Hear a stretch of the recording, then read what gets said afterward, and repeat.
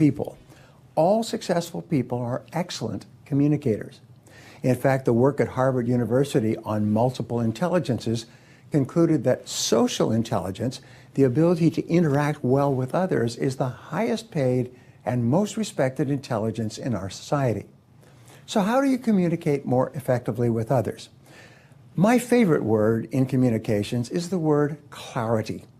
Almost all of our problems in life become because of lack of clarity. We say things, but they don't come out clearly. So in order to be clear, first of all, stop, and then think, and then proceed slowly. Another great word is to rephrase or repeat something. Let's say you say something and somebody goes, huh? Or it's clear that they didn't get the message. I speak different languages, French, German, Spanish, and I'm busy working on learning Russian and Chinese now. And one of the things I learned in languages is if you say something in your limited language and they don't seem to understand it, rephrase it and say it again. And if they don't understand it, rephrase it and say it again until people go, ha, now I understand.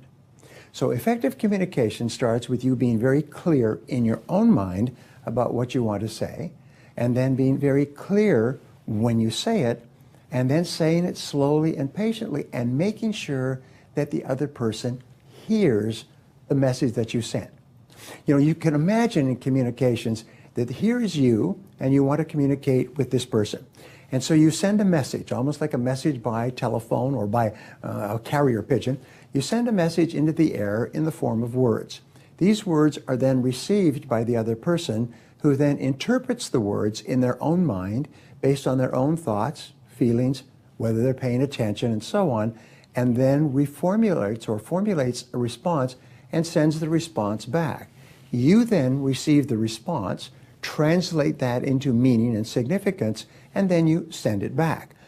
Between these two responses, there's what are called noise. Noise can be physical noise, outside, around, mechanics, trucks, and so on. But it can also be internal noise. The person can be hungry or distracted. It can be emotional noise. The person can be unhappy or excited. The person can have other noise in that they are interpreting what you say in a different way. So if you think about this, communications requires sending the message and having it received and checking, and then sending the message back and having it received and then checking, and simply going slowly. So it's better to be sure at every stage of the transaction that people are sending and receiving with tremendous clarity. And here's my favorite question of all. When somebody says something that you're not really sure about, say, how do you mean, or how do you mean exactly?